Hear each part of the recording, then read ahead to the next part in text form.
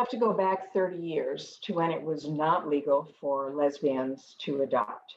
And so we had to start the adoption process when we decided we wanted to start a family through adoption. Social worker is telling us about all the programs that this various agency has for adoption, the international programs. But here's the situation with foster care.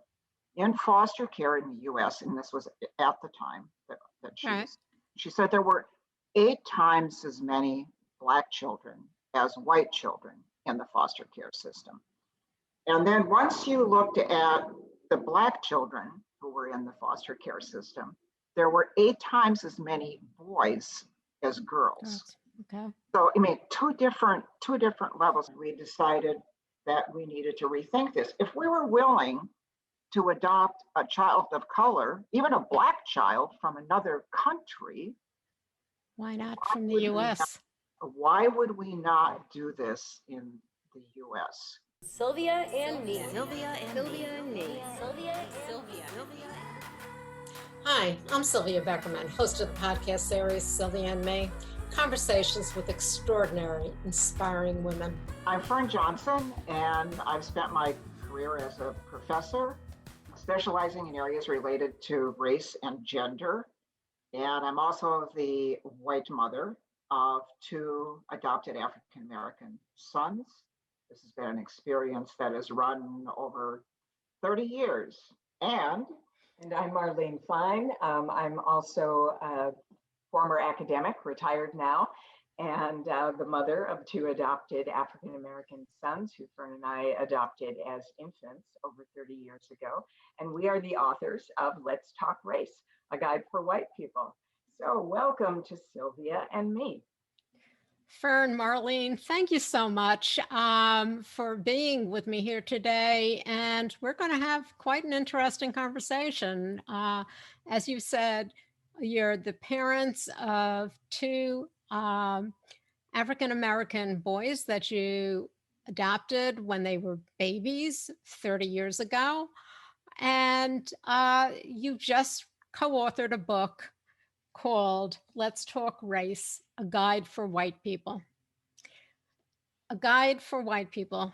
Now, can you kind of go back into how you got started even thinking that there was a need to talk about race, whether it be for white people, people of color, just the idea of having to talk about race?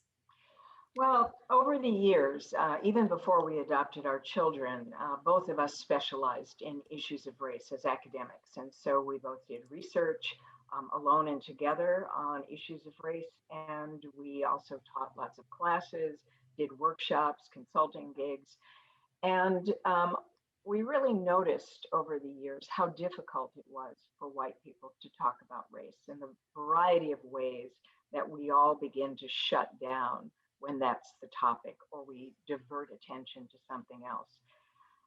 We also had the experience over the years of talking with Black friends and colleagues who would say, I am so frustrated because white people won't talk to me about race. And they also said, we are so tired of teaching white people about race. And so we really thought it was time for us, meaning us and all white people, to stand up and take responsibility. You know, over the years, it's always the case that whenever there's a racial crisis, there are all these calls for conversation about race. And then as soon as the crisis recedes, the conversation stops. And so we really wanted to put together a practical guide. That, coupled with the fact that we thought as academics, we knew a whole lot about race. And then we adopted our sons. And that really changed the landscape for us. I mean, the first thing I would say is that, Sylvia, we do not know everything about race. And we are always learning. We are always catching ourselves, with something and feeling, wow, how could we have missed that? Why didn't we see that? And so much of that is because white people don't need to think about race on a day-to-day basis. At least most white people don't. It's just it's just the normal thing. I mean, I always like to explain this in terms of being a left-hander or a right-hander. So our world is organized for right-handers. You know, I'm a right-hander. I don't have to think about being a right-hander. You know, I pick up, something, a can opener. I reach across the table at a restaurant and get my beverage glass. I don't have to think about it. Marlene, my colleague here and co-writer, happens to be a left-hander. I have watched her knock over glasses at tables. I have watched her not be able to use a can opener. So, I mean, this is totally non-political, but I think it gives a good idea of what it is to live in a world in which you either think about race because it affects you every day, which is the case for African Americans and other BIPOC people, or you don't have to think about it because you're white. Yeah. But what I want to ask you, I think that was cute about the left-handed thing, because I happen to be left-handed, and I guess you could say I'm ambidextrous, but I think I just did it because I just never thought about it. In all honesty, the only thing I ever thought about was when I was writing on a chalkboard or writing, the ink used to get all up and down my hand until I saw I had a left-handed teacher in about second grade who wrote where it slanted to the left, and that changed everything for me. Yeah. Okay, so you gals are academics prior to adopting your two boys. Why did you adopt an African American child, and then you adopted another one, unless they're twins, which I don't think they are? All right. So why? I know that you just said that you really didn't know how much you didn't know until after you had adopted your sons. Why did you adopt a 9-month child? Why did you adopt an African American child to begin with? Well, you have to go back 30 years to when it was not legal for lesbians to adopt. And so we had to start the adoption process when we decided we wanted to start a family through adoption. Okay. We started it by having to investigate avenues independently, so not as a couple. And we obviously could, if we were going to do a domestic adoption, we felt strongly that we were not going to adopt a domestic child who was Black, because the Black social workers in the United States, the National Association of Black Social Workers, at that point believed that the adoption of Black children was a form of cultural genocide. And so we strongly wanted to respect that position. Okay. And so we began to look at international adoption, which in many ways was closed to us. Oh, well, you have to be Catholic. Oh, you have to be married. Oh, there were all of these restrictions in place. And so we're exploring these options overseas when Fern, who has also started the adoption process, goes through a class that she has to take, that she's required to take as part of the process here in Massachusetts, and discovers. I'll tell this story. All right, let's hear. Mind-blowing. Okay. So I'm sitting in this session with about 8 other people, and social worker is telling us about all the programs that this various agency has for adoption, the international programs here, there, and various places. And then she said, and then we're going to talk about adoption within the US. So she starts by putting up some kind of a chart, and it's about foster care. And, she said, now, some of you know a little bit about foster care, but I want to tell you more so that you can understand the situation. You have to be comfortable with whatever choices you're making. But here's the situation with foster care. In foster care in the US, and this was at the time that she said there were 8 times as many Black children as white children in the foster care system.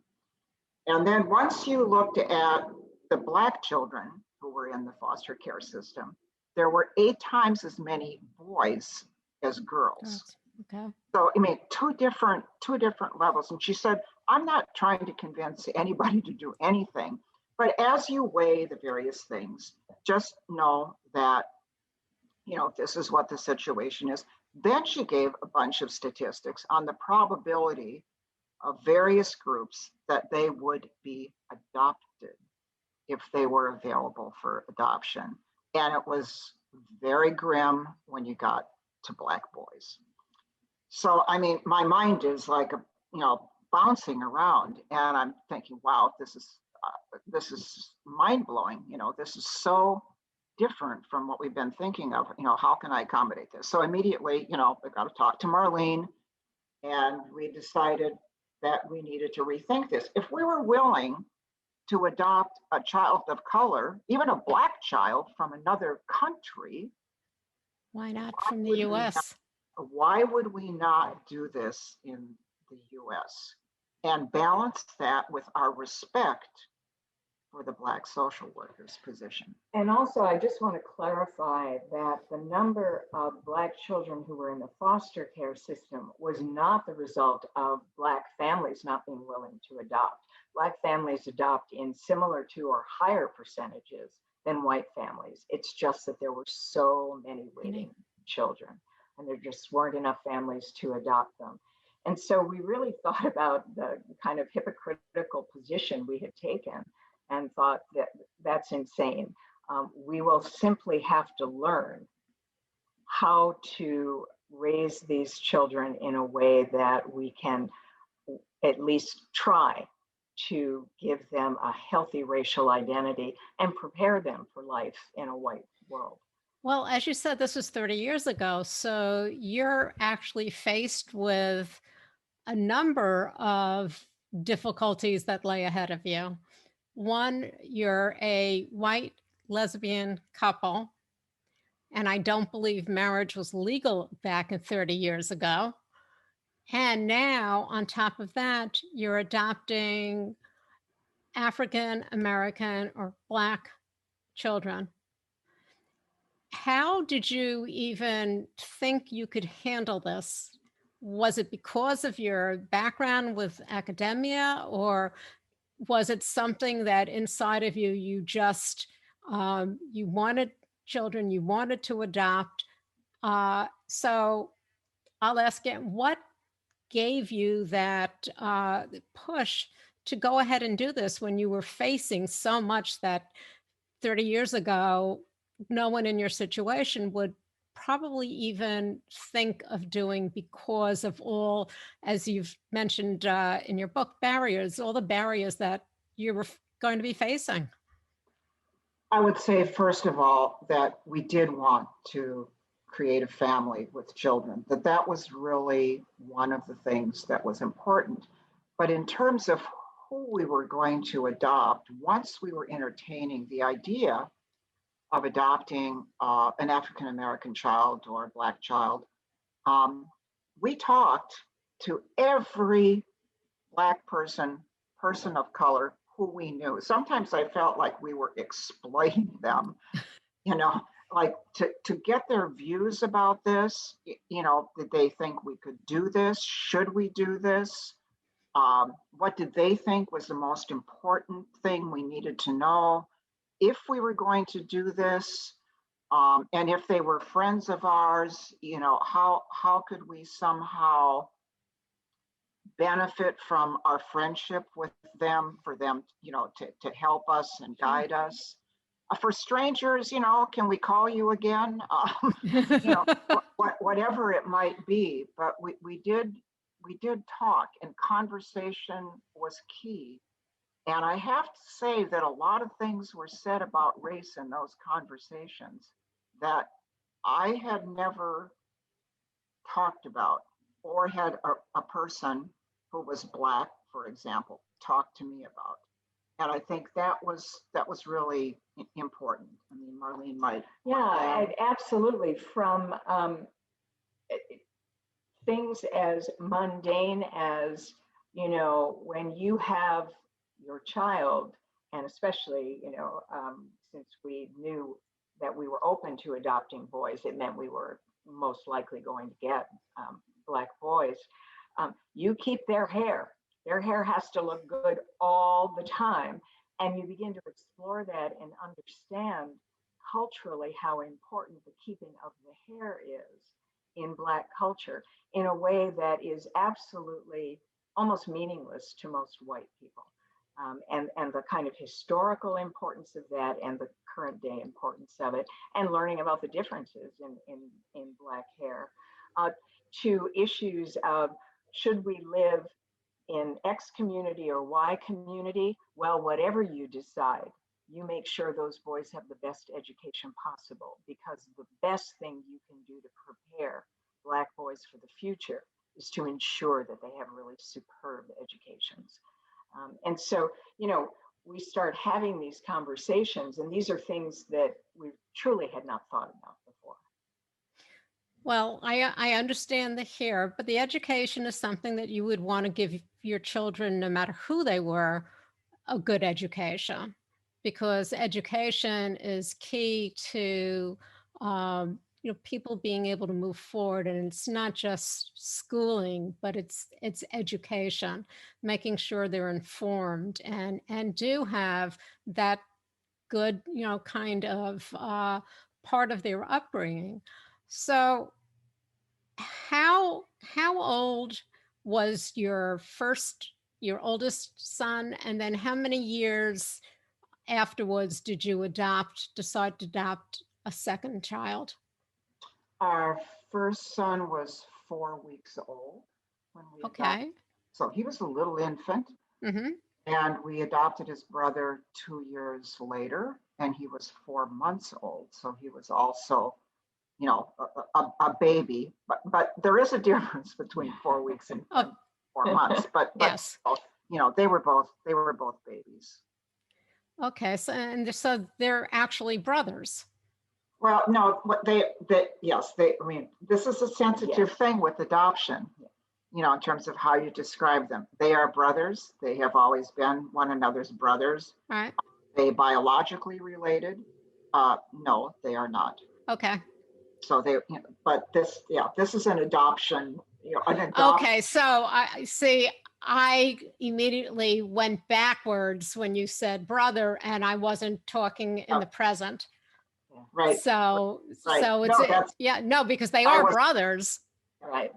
But when you said that, I thought you were talking about, when you first adopted them. Okay. And I should have been clear about No, that. it's okay. It's where my head goes.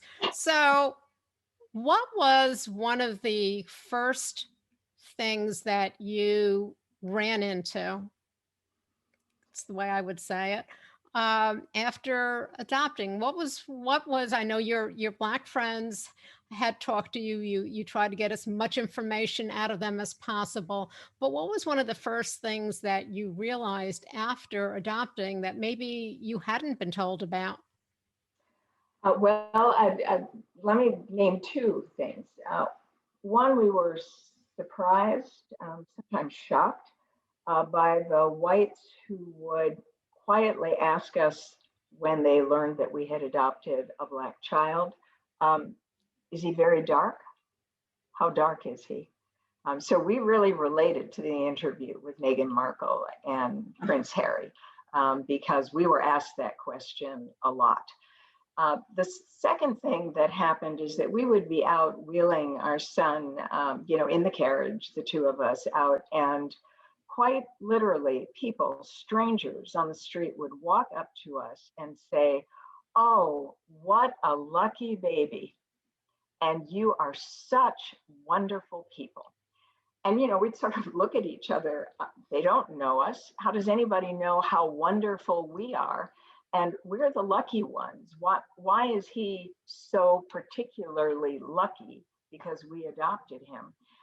And then, we'd say to ourselves, what would happen if you reversed the races and you had two Black women wheeling a white baby? And the assumption, of course, would be they were the nannies out for a stroll with the child they were taking care of. And in fact, a number of years later, a Black friend who has a very light-skinned child recounted stories of being out wheeling her son, and people assumed she was the nanny, not the mother. So we began to see privilege in a very different way. Privilege in the assumptions that people have. Is that what you're talking about as far as Yeah. privilege goes? Yes. The perception and the assumption. It's not that somebody has more than someone else. It's just the understanding, as I said, the perception of how life is for somebody else. Yeah, and you really have a combination, I think, in these and a lot of other instances of how we began to see our white privilege, but also how we began to see how stereotyping actually works. You know, that we learn about it and we think we don't do it. It's pretty hard actually for any person not to stereotype because it's an easy way of kind of organizing, well, you know, these people do this and these people do that. But we began to really think about what this meant. So, you know, like the issue about how dark are your children? And even the question, oh, are they interracial? Because somehow there was an assumption there that if the child was interracial, that, I don't know, they were less Black or they were more white or they were more like us. It was, you know, all of those things probably. And, you know, we've talked to so many people of color, Black people especially, who have said, doesn't matter if one of your parents is white and the other one is Black. If one of them's Black, you're Black. And you're Black in the world and you're treated that way. And it, you know, will make a difference. And it not always a negative difference, but Right. we know about It'll make a difference. But it'll make a difference. When our oldest son was about a year and a half old, it was time for him to get a Social Security card. So I applied for a card and got a call that I could go down to the local office and pick it up. So it was just the local government office, and you walk in, you take a number, you sit, and you wait.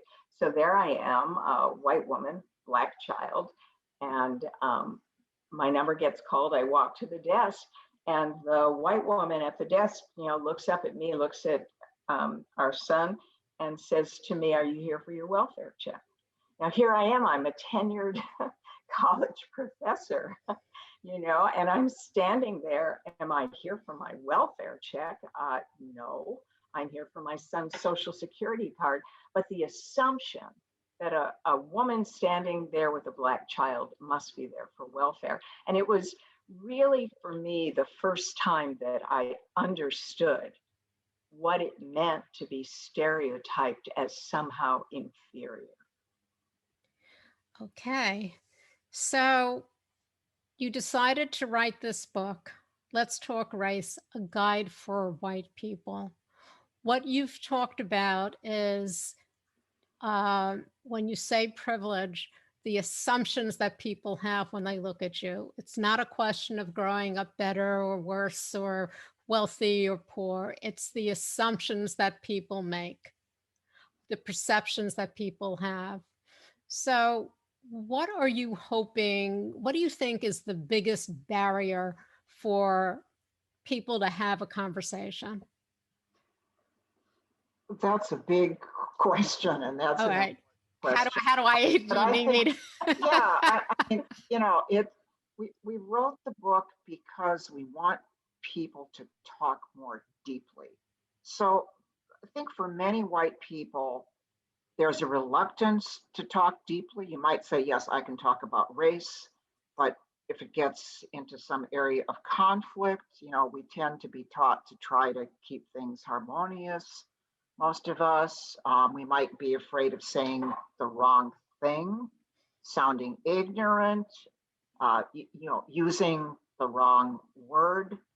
But I think often when it gets tense in any way, there is reluctance to go further. So conversation just shuts down. So what we've tried to do in this book is to give some guidelines for how to keep that from happening by offering some prompts for people to think about personally, to start thinking more deeply about what they've learned about race.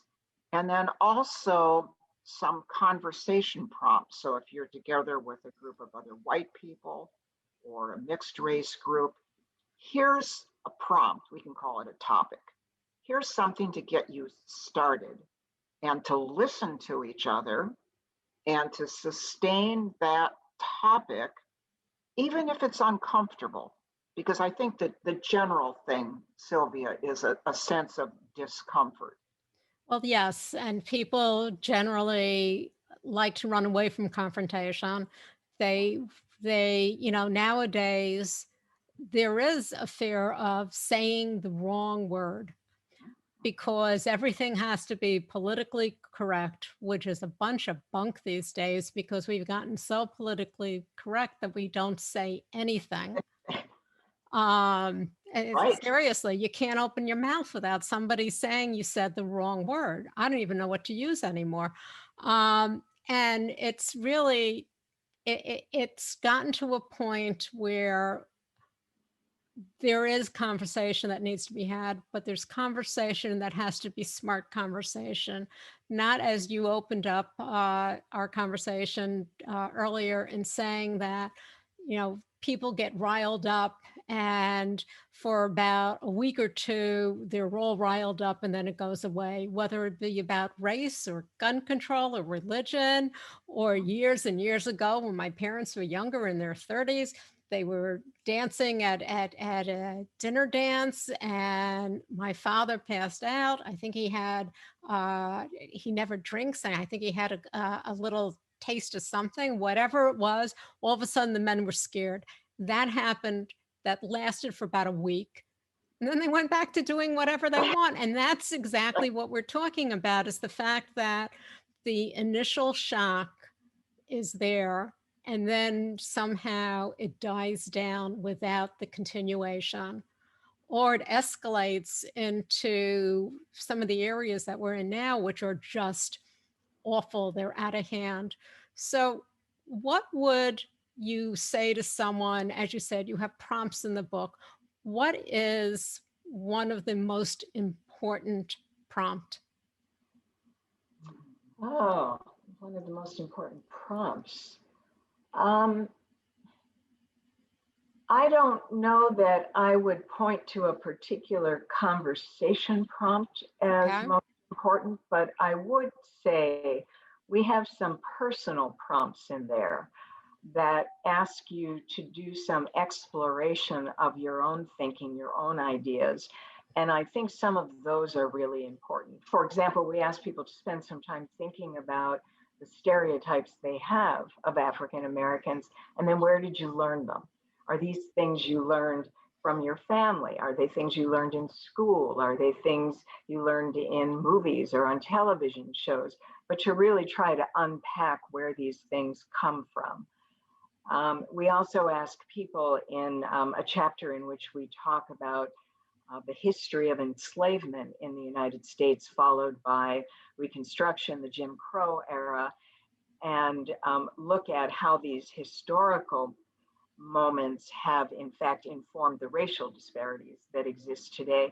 And so we ask people to think about their own experiences in areas like healthcare, and then to try to imagine what they know about healthcare as it relates to African Americans, and the same with education and the other areas that we cover.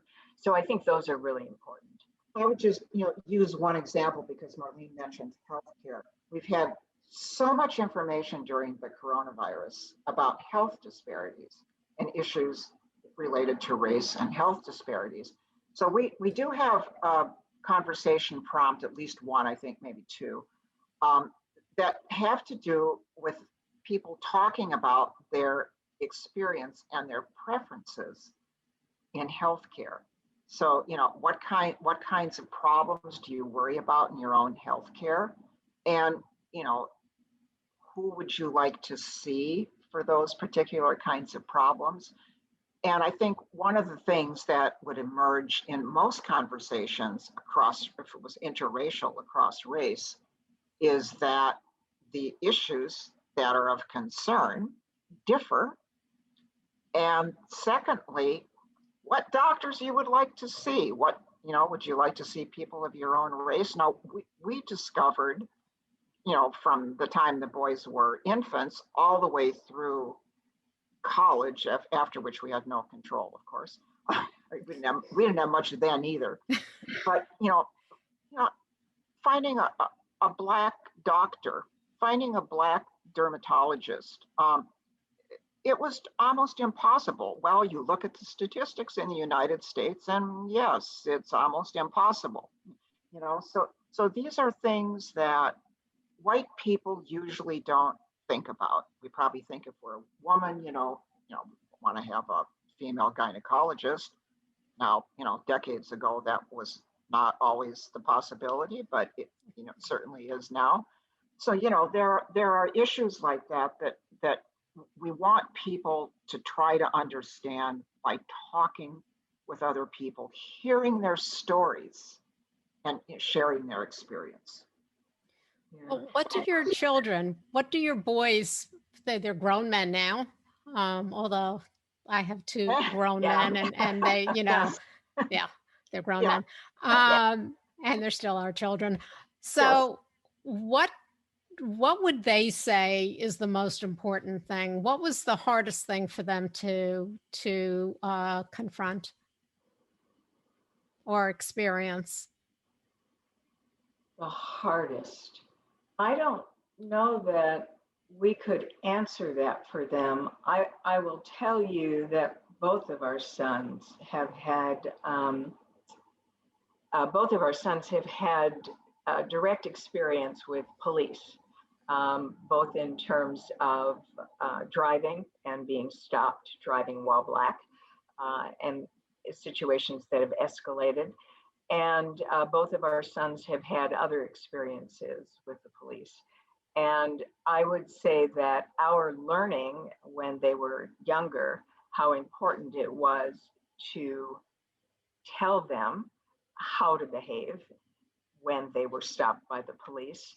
That was an eye-opener for us. We did not know that. It was Black parents who told us. We had to have that conversation, and then having that conversation and how hard it is to have to tell your children that, and explain to them that they do have to behave in a particular way.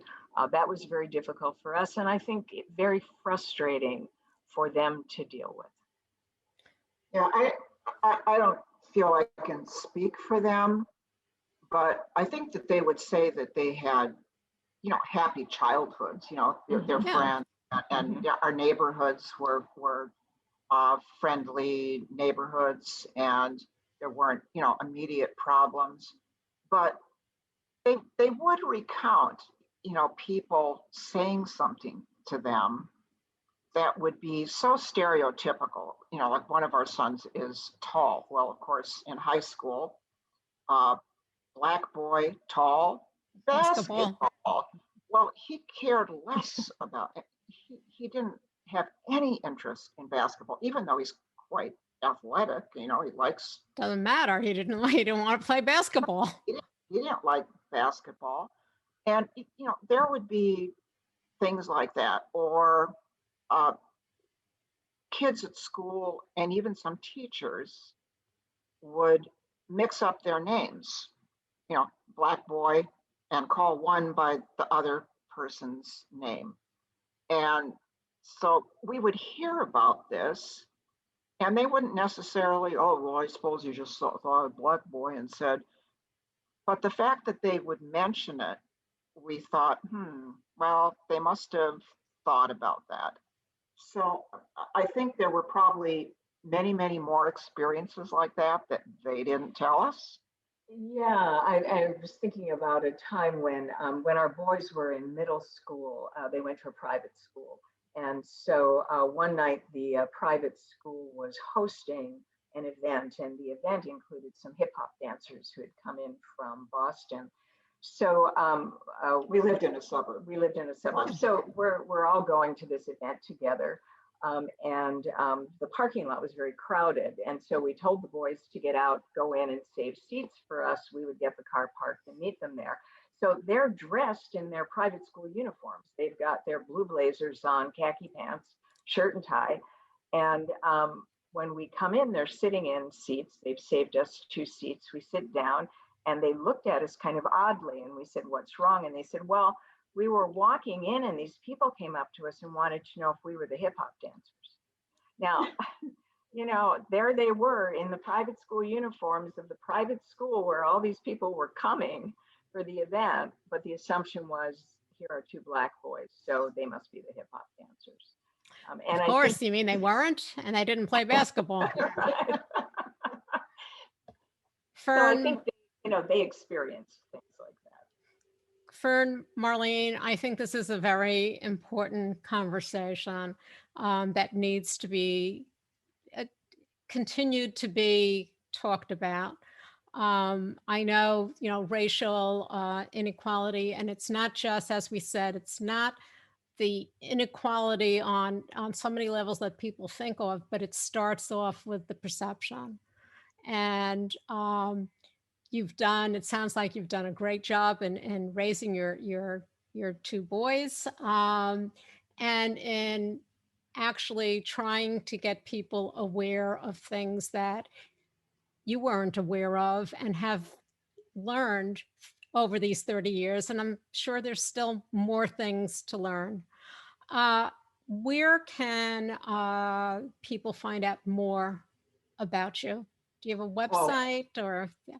Yes, we have a website. It's www.letstalkrace.com with no apostrophe in let's. So www.letstalkrace.com.